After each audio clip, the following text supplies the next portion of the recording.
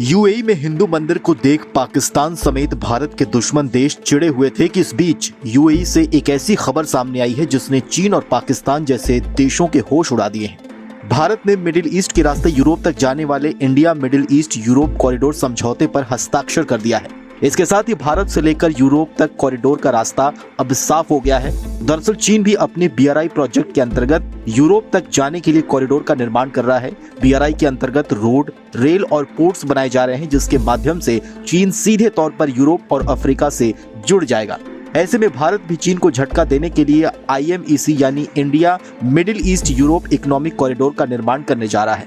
Israel Hamas जंग के बीच इस योजना पर हस्ताक्षर होना भारत के लिए ये एक बड़ी रणनीतिक जीत है, क्योंकि IMEC इजराइल से होकर गुजरता है और हमास पर हमले की वजह से इजराइल पर मुस्लिम देश बेहद आक्रामक रुख अपनाए हुए हैं। गाजा तनाव को देखते हुए यूएई के साथ हुए इस करार में कहीं भी इजराइल का जिक्र नहीं किया गया है।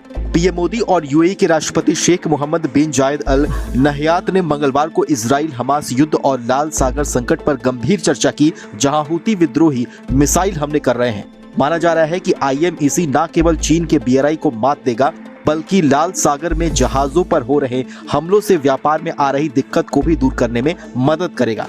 भारत ने कहा है कि दोनों नेता India middle east Europe economic corridor यानी कि IMEC को शुरू करने की दिशा में पहला कदम उठाने के लिए अब सहमत हो गए हैं। इस महत्वाकांक्षी प्रोजेक्ट का पिछले साल सितंबर में G20 शिखर सम्मेलन के दौरान जिक्र किया गया था। अमेरिका की मदद से बनाए जाने वाला ये कॉरिडोर भारत अरब सागर के रास्ते यूएई से जुड़ेगा और वहां से फिर ये सामान को ट्रेन के रास्ते सऊदी अरब, जॉर्डन और फिर इजराइल के रास्ते यूरोप तक भेजा जाएगा।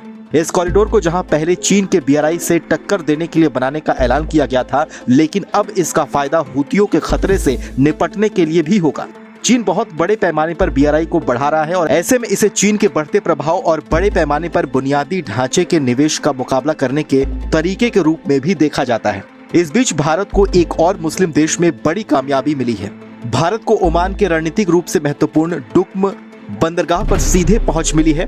इससे फारस की खाड़ी से होने वाले व्यापार में बहुत सहूलियत मिलने की उम्मीद है। भारत को डुक्म बंदरगाह की कमान ओमान के सुल्तान हैथम बिन तारिक की नई दिल्ली यात्रा के 2 महीने से भी कम समय के अंदर सौंपी गई है। डुक्म बंदरगाह रणनीतिक रूप से काफी महत्वपूर्ण है। इससे पश्चिमी और दक्षिणी हिंद महासागर क्षेत्र में भारत की भूमिका को बढ़ाने में मदद मिलेगी। ये कदम लाल सागर और पश्चिमी हिंद महासागर क्षेत्र में चल रहे संकट के बीच भारतीय नौसेना की भूमिका को भी बढ़ा सकता है।